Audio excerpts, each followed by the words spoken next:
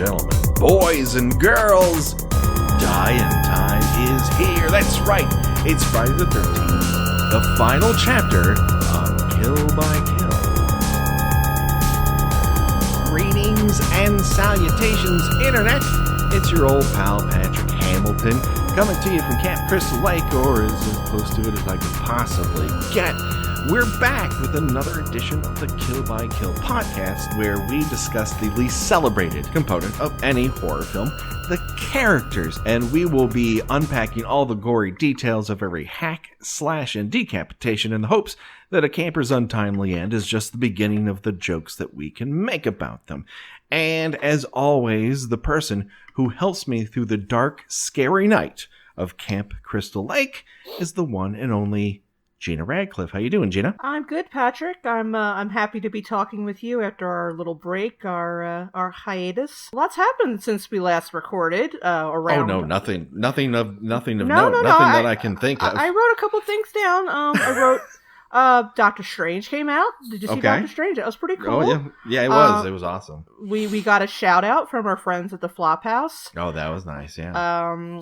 Westworld wrapped up. I still haven't finished that yet, but I'm going to. It's a real mind bender. Yeah. I understand it's just gonna blow my brain right through my fucking hat.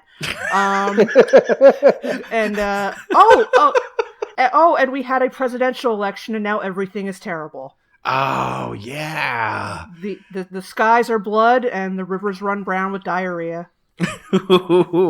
That's very vivid and specific. And you're not wrong at all, unfortunately. I think this is one of those situations where we just have to hold on tight to the ones we love, and those that we see floating by that desperately need our help. We have to, like a Mrs. Voorhees, reach out and grab that person and yank them into the Jeep and help people who need help. Well, if nothing else, I'll just distract myself through whatever horror is to come by talking about fake horror. That's right. I think that's the best way to go about this, at least for the time that we have together, the moments that we all share through this audio podcast, I hope are relief for people who might feel stress and might feel scared and uneasy. There's a lot to feel about those things, especially with the condition of the world. But I promise you, for the time that we have, we will try to keep things light and fun. And boy, howdy, our guest today probably has more experience with one of the people that we're going to talk about today than either of us, obviously, because we never met the man. It is the director of such films as The Attic Expeditions, The Thirst, and of course, the incredible remake of The Wizard of Gore. It's the one and only Jeremy Kasten. How are you doing, sir? I am fantastic, guys. I'm really excited to be with you. I am! No, I really am. I actually am really excited. Now, Jeremy is one of my oldest LA friends that I met through my wife through the incredible Emerson College connection. And Jeremy, I think it took about 5 or 6 years before someone in our little cabal said, "Oh, you like horror films? Do you know that Jeremy directs horror films?"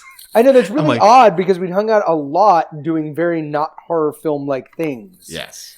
And of course, we actually have a much deeper connection than I have with most other people I ever interface with from Emerson, which is, a love of seeing people brutally murdered.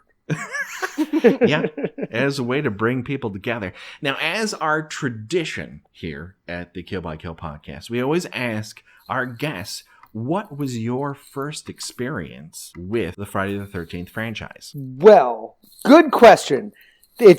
I'll keep it short, but to make it as uncomplicated as possible, as a reader of Mad and Cracked magazine growing up, there was no way. There were a lot of movies that I felt like I'd seen because I obsessively read their satires in Mad magazine. And so the Friday the 13th movies were movies that I was pretty sure that I'd seen, even though I hadn't. So I felt like I could talk about them with some authority when I was, 9, even though, of course, I hadn't to them at all. And to be totally honest, this is the first time that have seen this film, the Friday the 13th #4. Oh, wow. Yeah, isn't that crazy? We have 2 virgins in a row. Isn't that weird? Oh, no, it's not that weird. I think it's one of those things where you either missed or you didn't. I was the same way when it comes to films that you read about before you saw them. In particular, through Mad Magazine, Alien.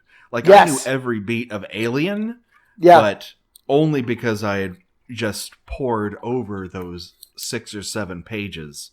And they were Mad still Magazine. creepy. That's what's fucking crazy. Can I curse on this show? Yes. Shit, yeah. Okay, good. I remember looking at the because I had seen Alien way too young, and not to get off topic, but I remember looking at the magazine, at the Mad Magazine version, creeped out by that because there was stuff that you couldn't see in the movie. It was so dark and it moved so fast, and you could really look at the creatures in the magazine and fuck yourself all up, getting nervous about looking at, cartoons that were making fun of them because they were pooping or whatever else. But yeah, so that's really, I remember being very aware of the franchise and also lying and speaking authoritatively on playgrounds about them as though I'd seen them all the way you do when you're a kid, where you tell people what happens in the movie and you're just making it up and, all that. I distinctly remember something akin to that happened to me, where one kid had sworn up and down he had seen Carrie. De Palma's Carrie. Yeah. And we're like, whoa, would you tell us all about it? And he began describing this movie where a person had psychic powers and he could move objects and things would explode. And then there was one part where a guy with glasses on, his head just explodes. And it was years later that I discovered, no, he was talking about scanners. He had seen scanners. I mean, 6 1/2 dozen the other. I mean, that's still pretty impressive that the kid had seen scanners. Let's face it. I mean, in a way, more cool that he'd seen a Cronenberg film so young. So let's get right into it. And just to catch everyone up at home, who maybe they're listening to the Kill by Kill podcast for the first time, to who's alive at this point. First up is Tommy Jarvis. He's a bowl haircut, suspended 5 feet off the ground. And then you have his sister, Trish. Now, Trish is the kind of girl who jogs in a sweater. You know the type. Ted, who happens to be just one fedora away from constantly shouting "Milady" at women who can't stand his presence. And then we have Doug. And Doug is a guy, he is so beautiful that no one points and laughs at him when you see him with a polo shirt tucked into micro shorts. We then have Sarah, and Sarah is an individual that we know for sure isn't a robot because she gets wet and she doesn't explode. Otherwise, you might not be able to tell. And then we have Rob, our shitty monster hunter, who has decided to seek and destroy Jason Voorhees, armed only with a boot knife and a flimsy deer rifle. And that brings us to the 3 characters that we'll be discussing tonight. And we're going to start off with Mrs. Jarvis, the woman with no first name. She's the even less essential character than the hitchhiker. Despite having more screen time and more dialogue. That's very, very true. Most of her dialogue is communicated in a sort of French neo-realistic silent play sort of thing. She's actually given signs. They did not want to pay her any SAG rate at all, so they just said, she needs to say fuck you, put it on a sign. That's fine. There's your $30, sweetie. Enjoy your banana. Yeah. Here's your costume of dirty blue clothing. And there you go. So yeah, we got Mrs. Jarvis. I can only assume that maybe Mrs. Jarvis lost her first name in the divorce. Well, it's something like Janet or Donna or Nancy, that like middle-aged 80s mom name, Joanne. It's whatever the name of the mom is on I blew the joke too. Now I wish I was, yeah. All right, I'm going to go, guys. Bye, it's been great. Good night, everybody. Family Ties. That's it. I'm just going to edit those things together so that it comes right up to, that mom, Family Ties. And no one will ever know. They just assume you were very, very happy about saying Family Ties. Yeah, poor Mrs. J. That's how I'm going to refer to her because I enjoy Happy Days in the abstract. We meet Mrs. J running around the lake with her daughter, Trish. And we have a bit of dialogue here that I wanted to point out. Trish notes that she thinks that her mom is lonely. And then, Trish says that Mr. J, a man with no name, is actually lonely. And then asks about, and then that he, oh my God, why is this so fucking hard to say? Trish is a daughter of this is why people are given first names, Gina. Why do I have to talk about this in fucking code? Mom Jarvis. Perfect. We'll take that. Is running with daughter Jarvis. Oh, wait. Yes. To interrupt, the wiki gives her a first name. Holy Really? shit. Wow. She is listed as Tracy Jarvis. Although, going by now, again, I should point out that the wiki is fan written. This is not necessarily canon. And I am dubious that they give her birth year, and which would make her 64 years old. Fuck you. She is a very lovely woman for 64 years old. No kidding. Wow. No wonder she's in that sweater when she's jogging. It's going to get very, very cold out there. Her birth year is listed as 1920. Oh, fuck you. Wow. So anyways, they run around, and at one point Trish turns to her and she says, I think you're getting horny. My question to either of you is, when was the last time you asked your mom if you thought she was getting horny? Probably the last time I had a sit up in my bed soaked in sweat nightmare, maybe. That's weird. Yeah, I mean, I hadn't really thought about it, but my mom and I stopped talking about that when we stopped going for jogs together.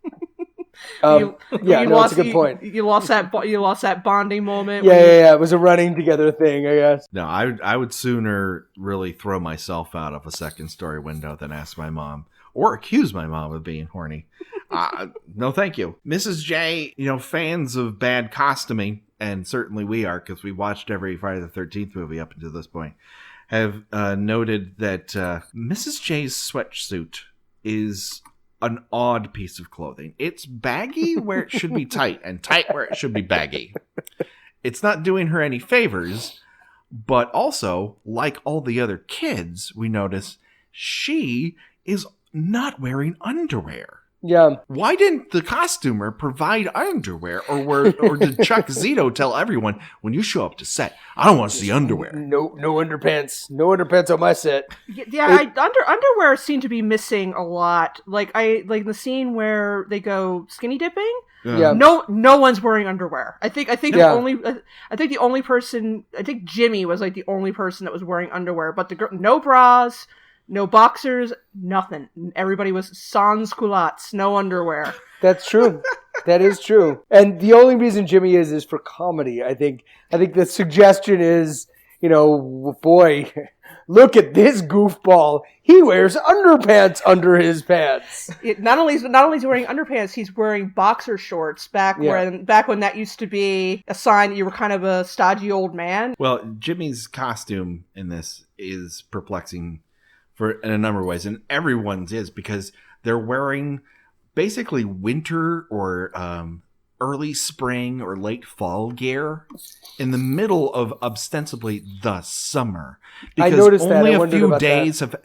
only a few days have passed since part 2, and only a few days have passed since part 3. All of these movies have occurred in the summer. So why is he walking around like an Amish dissident with his long sleeve button down shirt buttoned all the way to the top? Well, clearly he was afraid of ticks. That is a legitimate fear. His kids were very wise about Lyme disease even back then, and I appreciate that. From the mouths of babes, I suppose. Mm-hmm. Let's get back to Mrs. Jarvis, and we have to make a very moral quandary-esque decision here. I am wondering if perhaps child services should be called. And you maybe think, oh, that's because she's moved her 2 vulnerable children to a town that is constantly seeing murderous rampages. No. My problem is she serves tuna salad with orange juice. No one in their right fucking mind combines tuna salad with an acidic juice. And Trish seems particularly addicted to the stuff. She is drinking lemonade. She is drinking orange juice. She is pounding juice, and I fear for her teeth. I feel like she might be raising them in a sort of like dogtooth situation because they don't know anything about this mass murder that took place down the road. They're just completely, what? 15 people were killed just half a mile away from here? It's like, well, Trish has seen the headlines. I mean, granted, they've been upside down from when her mom's reading the newspaper, but one would feel that you might piece together the idea that many, many dead bodies have shown up at the lake where you live. Is kind of like, hey, let's keep doing our, weekly morning runs. What do we have to fear? I would say the mutant backwoods ninja who keeps killing people. When Tommy and Trish go outside to meet the dead meat gang, that's when they arrive. Mrs. J looks out the window at them like she's fully aware that their presence might bring Jason on to their side of the lake. She peers at them with a lot of like, oh, fuck. Now, is that dread that Trish is going to get wrapped up in their hijinks, or that Tommy's going to get wrapped up in their hijinks? Oh, I think it's both. I mean, Tommy already was, peeping on them, skinny dipping earlier. I think, she's not ready for her little boy to enter to enter manhood just yet. I think we got a long way to go before that kid enters manhood. That road sign is not near. I don't know. He is a changed young man at the end of the movie. We'll get to that in another episode, but still. That's true. So let's get right to Mrs. J's death, because there's not much else to talk about her. I literally had 3 fucking notes. Mrs. J comes back from her second run of the day, because why not? She has a lot of horniness to disperse through sweat, I suppose. True. There are worse ways to do it. She comes back into the house, and these are the words that she says at the top of her lungs. I'm going to towel off, and then I'm going to strangle you. To no one in particular. What does this mean? Is she mad because the door was left open before? But we know the door wasn't left open because she opens it. So what the fuck is she going to strangle people about? Yeah, I feel like there was definitely a deleted scene in there. Maybe she found, I don't know... Is it raining at this point? Yeah, I guess yes. It is. And so maybe someone tracked in rain and they cut out the single half-a-second shot that would have established wet footprints or something all over the floor. I love that you had a whole story about that. Yeah, I like that. I'll take the wet footprints for sure. I just thought that's what she always says to her kids. Like some people say, honey, I am home. And she says, I'm going to towel off and I'm going to strangle you. Right. I didn't assume that she was actually going to wipe her body down with a towel. I just thought that's what she says. It's fair enough. Yeah, Mrs. Jade's got, in addition to a bad costume, her hairstyle leaves something to be desired. And she's not alone. I have the feeling that the hairstylist on this set had like 2 moves. And that's body wave or awkwardly placed bun. Because the twins also have the awkwardly placed bun, and then most of the other girls just have body waves. Whereas Mrs. J looks like she's heading to an audition for the stepmother in Disney's Cinderella. It reminds me of that, what's it called? Felting? That arts and crafts thing where people make felt creatures out of lint or dryer lint or whatever it is. It definitely Gina has Radcliffe? felt. Yes, so I know what he's talking about. You, and it would be appropriate for this type of movie because it involves just taking a piece of wool and just repeatedly stabbing it. Yeah, exactly. Yes, that's it. Oh, see? Thank you. It'd be a wonderful. I learned something today. It'd be a wonderful craft for Jason to take up to direct his murderous rage towards. Agreed, absolutely. And also, he'd be able to do craft fairs and make friends. Because I could really use a friend. I mean, let's say you're at the Crystal Lake swap meet, or are we going to say this is a farmer's market? No, it's a swap meet. It's a swap meet? Yeah, in the Pine Barrens of New Jersey, it's a swap meet. New Jersey's more of a swap meet sort of state. Yeah. I'll give you that. Yeah.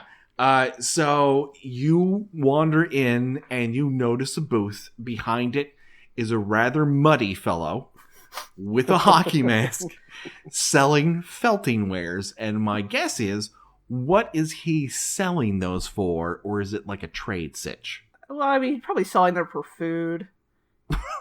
Maybe a new tarp to cover his shelter. Tarp's a great idea. Yeah, absolutely. But I would be much more curious, what kind of things is he making? Like little dragons? Are they chickadees? Or what kind of stuff? Or just pot holders and that sort of thing? They're all pot holders with pictures of his mom, some coasters. With the pictures of his mom. Pictures of his mom. Yeah. You know, sort of little paper doll-like things where you put a corpse juice-laden sweater on top of his mom. Yeah. I get the impression he makes a lot of those dried apple dolls. Do you remember making those in school where you would... Kitchen witches. Exactly, yes. they all just inadvertently look like his mom at the end of part 2. Sure. Because all dried apple dolls look like the mom. It look like Mrs. Voorhees at the end of part 2. Delicious. What does he use for hair? Maybe that's what happened to his hair in part 2. He cut it all off and his beautiful hair. Can I tell a quick story? Once upon a time, I was Mormon. All right, that's it. No, I was Mormon, and I went on a mission, as you're supposed to do, and everyone else was doing it, so I did. And I was shipped off to New Jersey, strangely enough. I was introduced to a woman who lived in the apartment building next to ours, who the missionaries constantly visited in the hopes that she would have some sort of, religious epiphany. But really what I discovered is that she cut off her own hair to stuff dolls. Wow. So she was half bald in patches because she would take it off in patches and then lay off her remaining hair over top of it. But to stuff the dolls, not even to put as the doll's hair, right? But the stuffing. It's inside. Yeah. Like you can get things for the inside. Yeah. Not that feel like that. Not that have that feeling of real human hair stuffed dolls. Oh, believe me, I've been collecting for a long time, and they're just very special. Oh man, when you get that real hair stuffed doll feeling, you never go back. Yeah, that's right. I got a book for Christmas last year called Crafting with Cat Hair, and I sort of feel like the person that gave it to me was poking gentle fun at my my several hundred crafts and interests, and I thought, well, this is kind of creepy, but stuffing dolls with your own hair, I mean, that's like Stephen King short story territory right there. For sure. Yeah. So very quickly, because Mrs. Jarvis's death is unceremonious. I mean, she just kind of disappears. I said even the hitchhiker, for her trouble, got an on-screen death. Yeah. Before she goes, though, there is one thing to note. She asks 13 questions. To know what? 13. I counted. It just keeps asking. She asks about the dog. She asks where Tommy is. She asks where Trish is. She asks what's going on. She asks what she's doing. She asks where the dog is. She asks where the dog is again. She asks if she's crazy. And then she looks up and and she's gone. R.I.P.D., Mrs. Jarvis, we think. She just wandered into the woods just asking questions. It's sort of a form of epilepsy where she just starts going off on a tangent, just, where's the dog? What day is it? When's lunch? And then just sort of wanders away. And then normally it's the kids' jobs to kind of gently steer her back to the couch and sit her down, but they're off doing whatever. Amazing. So let us move on to the main event. This is probably what we've been leading up to for all of our episodes, is to talk about Jimmy. And just to set this up, for you, Jeremy, in the previous episode, I described Jimmy as a person full of as much quirk and youthful exuberance as he is Crispin fucking Glover. Yeah. And you have the most experience with Crispin Glover of anyone currently talking in this podcast because you directed him in a movie. That's right. How did that happen? Because I'm the luckiest guy in the world, I think. I was remaking the Herschel Gordon Lewis Wizard of Gore, which is a famously terrible, sort of predating the slasher films. Herschel Gordon Lewis made the first gory horror movies, but they were horrible. And I discovered them because I'm from Baltimore, and John Waters was a huge fan. Before he made any movies, he was obsessed with these incredibly trashy, terrible films that Herschel Gordon Lewis made, where people can't act and the sets all look like they're, shot in the suburbs in the mid-60s in Miami. And there's lots of like cow tongues and really, really bright red blood and Kodachrome film, and they're wonderful and terrible. And Crispin, luckily, somehow decided that he was obsessed or equally obsessed with playing the role that I had envisioned him playing. So it wasn't because he thought that I was, going to be a brilliant filmmaker, and it wasn't because he thought this movie is ripe for remaking and this guy's got a vision. It was just because he thought it would be fun to play that role. And, it's a very chewing the scenery kind of role. So it was perfect for him. And I think he just knew that out the gate.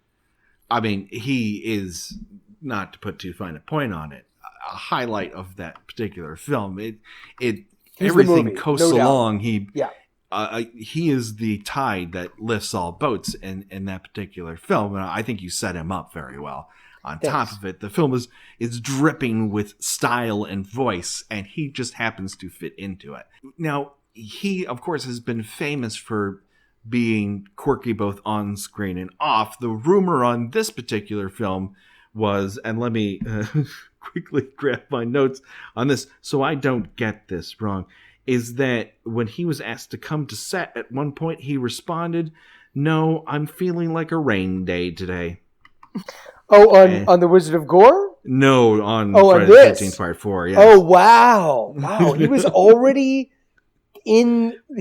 Crispin Glover enough by this movie that I think he was born Crispin Glover. Yeah, I guess so. Wow, that's amazing. Yeah, I actually, for my TV blog, I reviewed a show he was in before Friday the 13th, in which he was supposed to be just this regular, normal teenage boy, and just the quirks and the tics. I mean, he could not... it's like, I'm not buying this guy as a normal middle-class teenager. I mean, he looks like he just is about to explode. Yeah. Because he's trying to rein it in, and he's literally just kind of like, he doesn't stop moving for a second. He's talking, he breaks the fourth wall a lot, and like, he fidgets and moves his hands around so much that it made me nervous to watch him. And I wasn't, wow. This was on like YouTube. I can't imagine what it would be like to be next to him. But he was trying, and he was trying to be normal. And right, yeah, I'm sure there's somebody standing right off the camera saying, just tone it down, Crispin. I mean, there's a couple things that I just loved in this movie, but he has a line where he just says, "God, I'm horny." And given to any other teenage boy, they would just say, "God, I'm horny," and seem to know what horny means, and it wouldn't have all this weird subtext. When he says it, you think he might want to eat the head of a rat. Like, and it's subtle.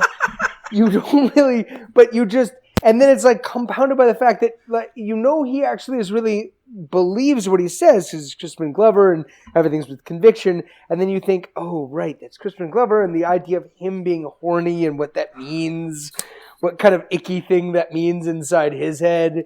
It's just wonderful. And so much more loaded than I think anybody intended at that moment, 16 minutes into this movie. It's great. I have a couple of my favorites of his lines from this. One is his line reading of, "Oh, nah, we have no suits."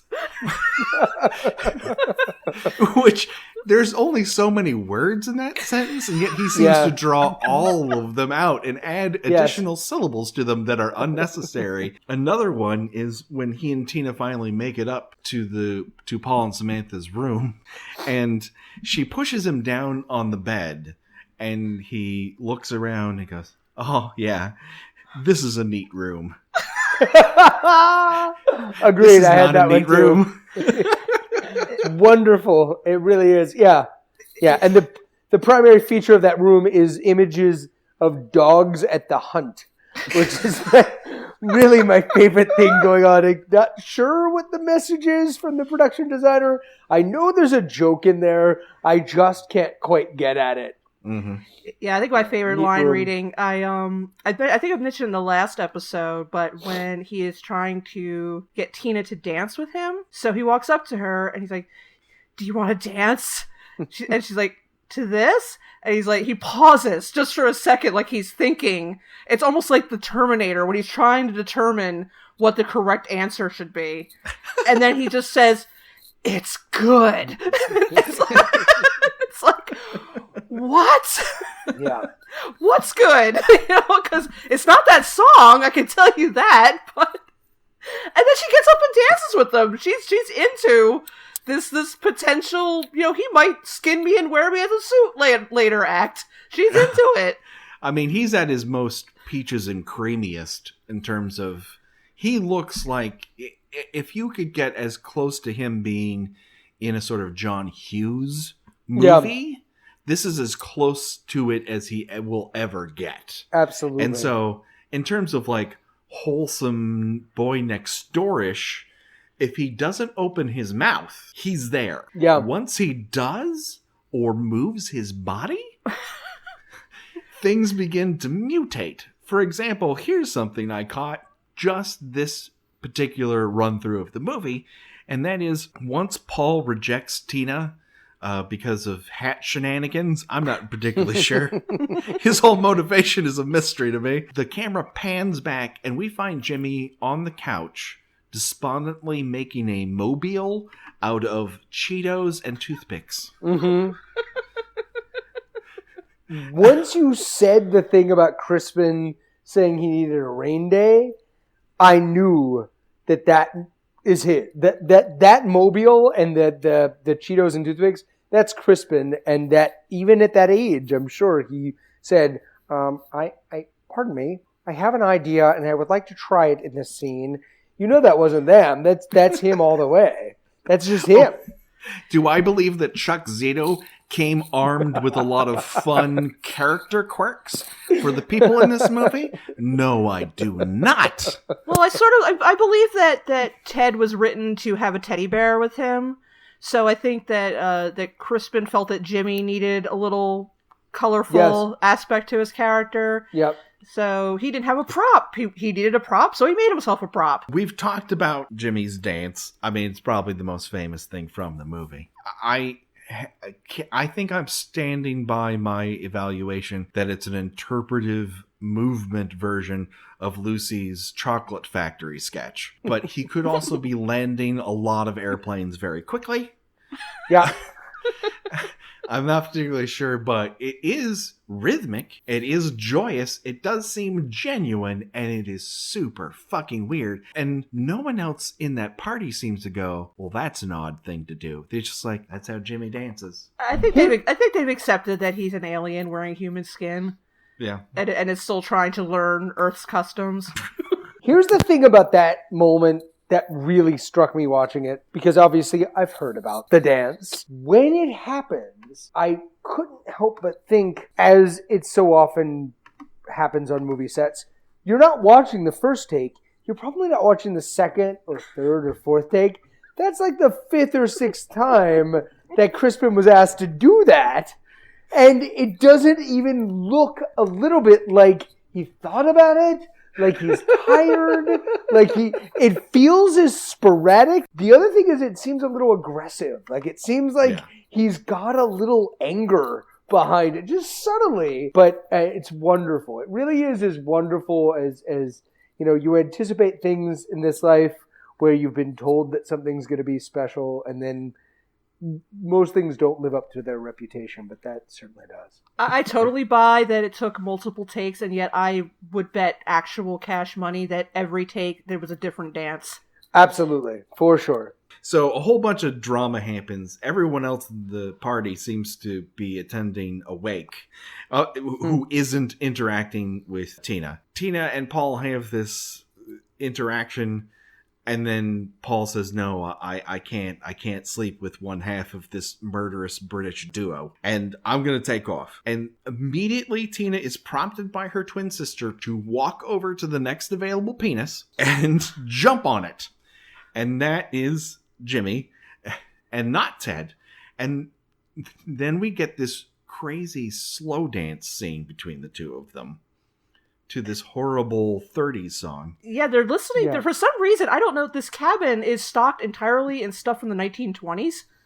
Yeah. Like that's all the music they have. Then they have all the album. Then they have all the old like naughty movies, 60mm print of pornography from the 20s. Like, people dancing in their bloomers and all, and it's like somebody's great grandparents' summer cabin. It does seem to be sweet. stocked with some odd shit. That's for damn sure. Although, when I went to Spain, the rental place that we had for a week out in the middle of nowhere, we happened to discover the craziest shit. This guy had this one statue where if you pressed the guy's feet, his coat would open and his penis would become erect. Statue? Like an actual statue? A fucking statue.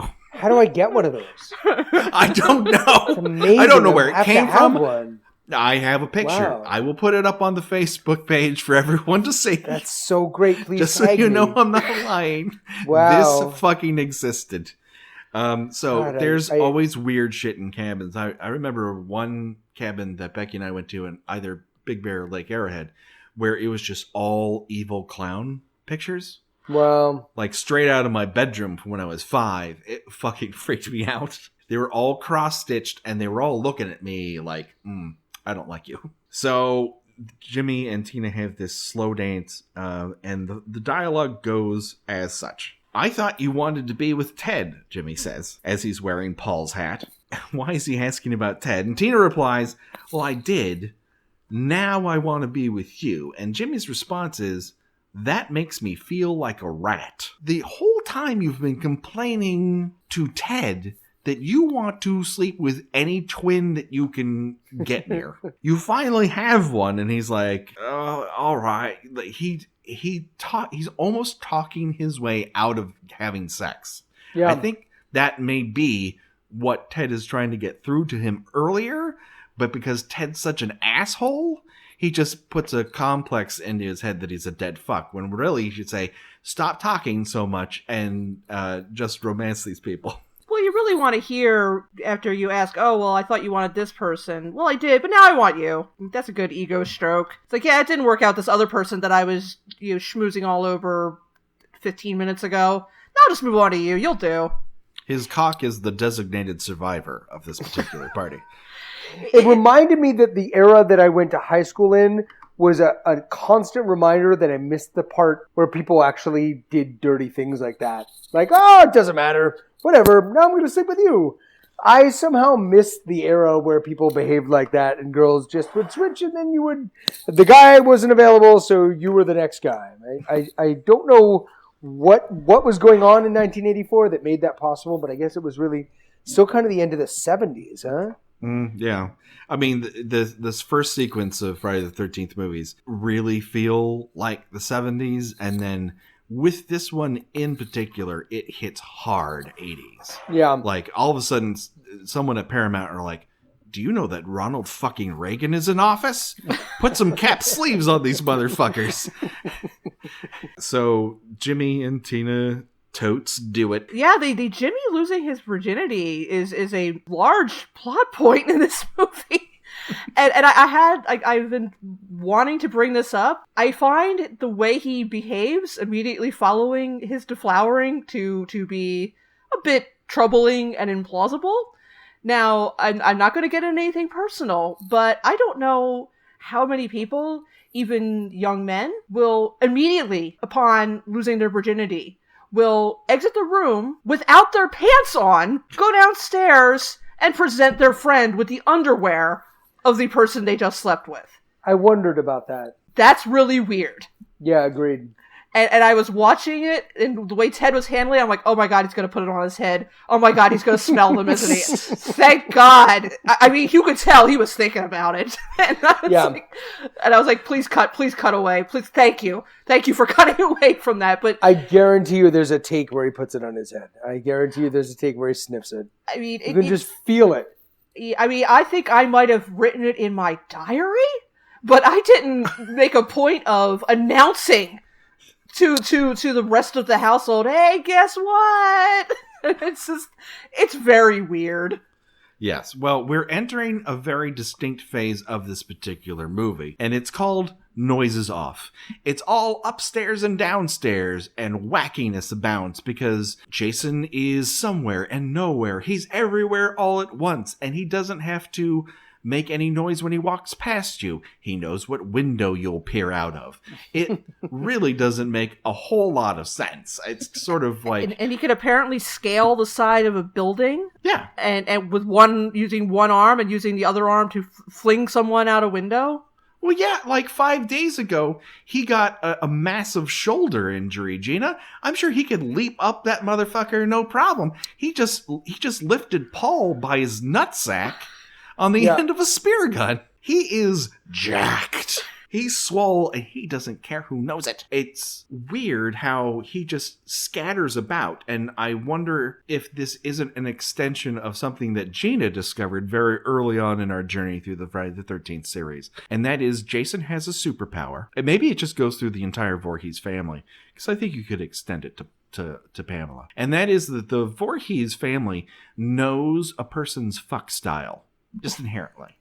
When he's in the zone, when he's near you, he can sense it. Wow. And therefore, he knows that Jimmy is the kind of person, even though this is the first time he's ever had sex, that afterwards he's going to go downstairs and talk to the real love of his life. Clearly. To prove that he is in fact a real man. To which point Ted is so high, not only in the realm of the movie, but actually in the filming of that scene, that he doesn't fucking care. Goes into the other room and grabs wine out of the refrigerator, pulls it out of there, and then loudly asks, as Gina has pointed out several times, with a continuously open mouth, "Ted, where's the fucking corkscrew?" It's like, they sound like an old married couple. It's the fancy corkscrew, which is even better, is that there's a corkscrew in the house that's not fancy. He does not want to use... No. The regular, he only wants to use the fancy. No, this is a special occasion shit, man. You need the fancy corkscrew. So good. And he receives that corkscrew right in his hand, nailing it down into some butcher block, which I might add, I think is impossible. I don't think that's the way corkscrews work. They don't go Not straight the way down. he's No, holding. Sure. No.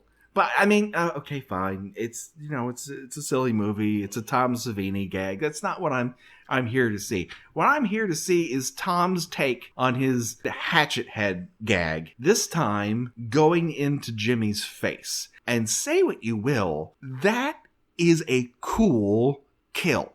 Absolutely. It just is. It is, but it cuts away really quickly. Or at least the version... That's an MPAA thing. Yeah, the version... Oh, is that why? Yeah, the version I watched, it was like barely a second, which for such a memorable character, he gets taken out pretty quickly. Yeah, it's interesting that it's an MPAA thing, and it makes sense. It really makes it effective, though. It's all the kills that are super effects heavy happen so fast that I was surprised at how elegantly they play, and they don't feel dated at all. Mm-hmm. And that's really impressive, really, considering how old the film is. One of the reasons I wanted to do this was that there's a little bit of a old school magic to it. The in-camera special gore effect. It has a bit of, now you see it, now you don't. It's all about what you can get away with. Yep. Using the camera effectively to create an illusion.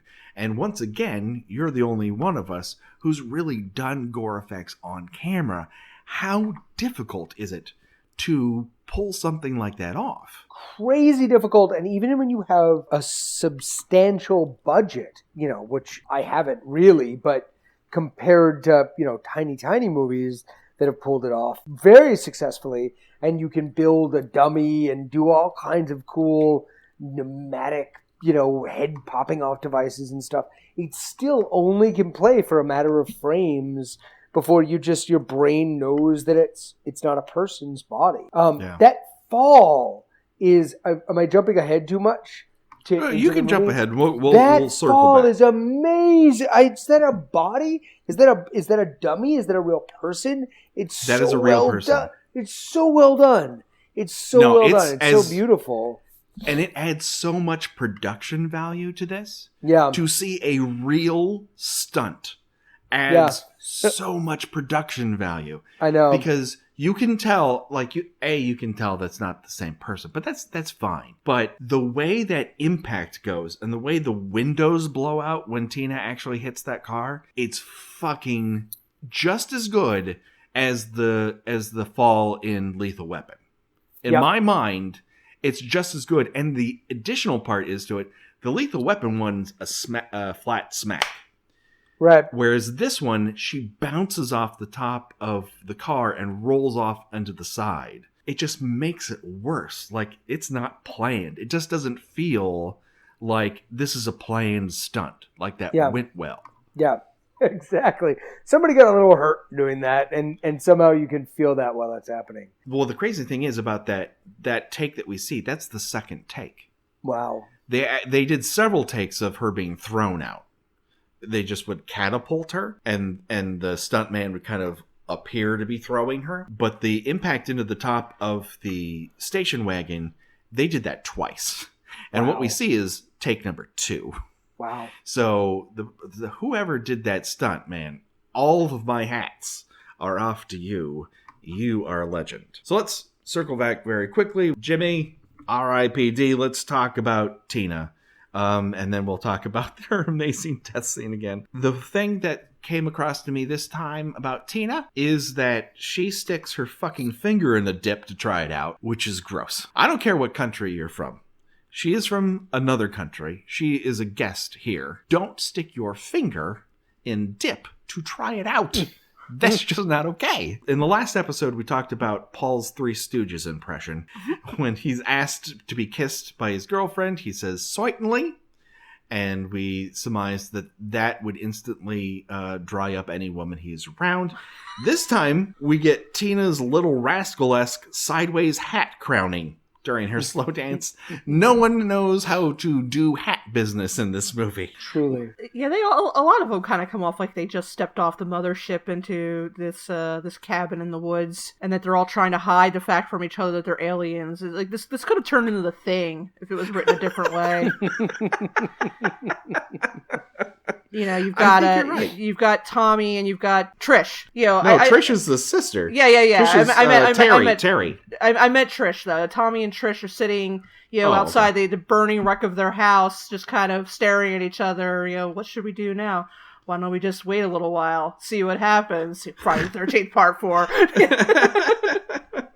Because they all sort of act a little weird, and I don't buy that any of these people, except maybe for Ted and Jimmy, ever met each other before this trip. There's just there's a very weird dynamic to, and again, it is made weirder by the old timey music and the old timey nudie movies they find. And have they all already been dead the whole time? Definitely got a Waiting for Godot quality in this film, doesn't it? Yeah, like I fully support the idea that being stuck in the Pine Barrens of New Jersey would be a lot like what Purgatory would be like. I went to high school around there. So I just create a fan theory. They are all been dead the whole time. Sure, why not? In the lead up to Tina's amazing demise, she looks out one window, sees that her and Terry's bike are still there. So now she's on the lookout for Terry. She then goes to the other window in the room and looks out once, then comes back, looks out again, then comes back and looks out a third time. And I know that Chuck Zito is thinking that he's building suspense in this sequence, but I would say this is the one definite time that he's just stretching. Like, we gotta get to 90 minutes. There's no way it was scripted that she looks out a window not once, not twice, but 3 times, and that's on top of the one time she looked out a different window. And then Jason reaches through, she's defenestrated, through the window and onto the top of that station wagon, and that window in the back that Ted and Jimmy stick their heads out of in the beginning of the movie is blown to bits. It's unfortunate, but it sure does look cool to watch. So we once again reach that golden moment in every episode. It's everyone's favorite. It's the game that's sweeping the nation. It's choose your own death venture. And so our odds are kind of in everyone's favor here. We got 3 selections. There's 3 of us. We can double up, though. So choose with your heart. I ask you, Gina Radcliffe, you're going first. Do you want to blink out into nothingness like Mrs. Jarvis? Do you want a corkscrew in the hand and meat cleaver in the face like Jimmy? Or do you want to be pulled out of a second-story window and hit a station wagon in the coolest fucking stunt I've ever seen in a Friday the 13th movie? When you put it that Mrs. Jarvis blinks out of existence, I sort of picture her putting on the One Ring, and so that seems like kind of a cool way to go. So that's really addictive, though, Gina. You're stepping into a big responsibility, slapping on that ring. You know what happens to people when they do that? Yeah, but on the other hand, it could get flung out a window or get a hatchet to the face. I mean, at least the thing that happens with the One Ring, it takes place over a period of time. But on the other hand, she's just this very forgettable character, and I don't want to be forgotten. So I'm actually going to go ahead and I will say I'm going to take Jimmy's way out. Corkscrew to the hand, hatchet to the face. That's one of the most memorable, despite it not being as long on screen as I remember seeing it before. It's still probably the most memorable one in the movie, to me anyway. I would agree with that. Okay, our guest, Jeremy, sir, what do you choose? I gotta say, I love Crispin's death in this movie. I think it's beautifully done. I think the expression on his face when he gets the hatchet in the face is gorgeous, and everything it should be. But I am just a huge fan of that Italian giallo, Suspiria shit, and that fling in slow motion, balletically coming out the window with the glass flying and the bounce on the car and the windows blowing out. It's so over the top and wonderful. I would have to pick that. I am going to side with Jeremy on this for this reason. I was a big fan of the stunt guy growing up. I watched a lot of A-Team. I watched a lot of people get their feet shot at on TV. Sure. And because you couldn't show actual violence. So everyone's feet got shot at. And that kind of stunt, there's something about it that just hits my 9-year-old button. Like, joy. And yeah, I love that stunt. I love it. If I weren't already married, I might be ring shopping right now. I'm telling you. It's really cool. It's a good one. Oh, note to self, do not play for Becky. Okay. And so that brings us to the end of yet another episode. Hey, Jeremy, where can people find out more about you and what's happening? Well, I have a website right on the World Wide Web, on the tubes of the internet. And that's jeremykasten.com. And of course, my movies are available on Amazon and all the other wonderful places like Netflix. And yeah, just out there on the World Wide Web. Yeah, they're all great. I'm a fan of all of them. I would throw it out there. Attic Expeditions is a joy to behold. It is. Oh, thank you. It is my favorite of yours by a hair, but it is a definitive favorite. I love it. It's trippy. It's so weird. It has such a wonderful voice. If you have not seen Attic Expeditions, by God, watch it today. Oh, hey, Gina, where can people find you on the internet? How am I supposed to follow up with that? I've not made any movies. That's true, but you've made things. You have a voice, and you say it loud and proud. What do you want to speak about? We say your name. You could not sound more patronizing right now, I have to say.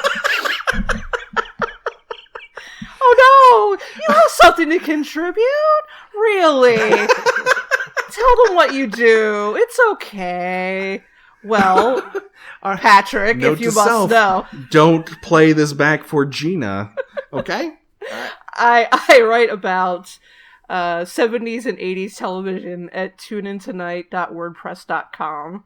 Hooray! Excellent. Wow. Hey, check it out, people. Alrighty, if you want to talk to us, there's a couple ways you can do it. You can email us at killbykillpod@gmail.com or reach out to us on Twitter. Several of you have been doing that lately, and it's been wonderful.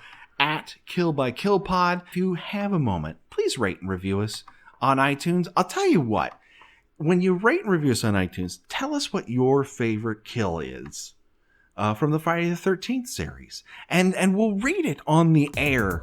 That is my promise to you. I will bring up your statement of your favorite kill from Friday the 13th on air. Please rate and review us today. Speak from your heart. And we will praise your name as well. That will do it for today. Until next time, people, that's Kill by Kill. Bye-bye. Goodbye. Bye, guys.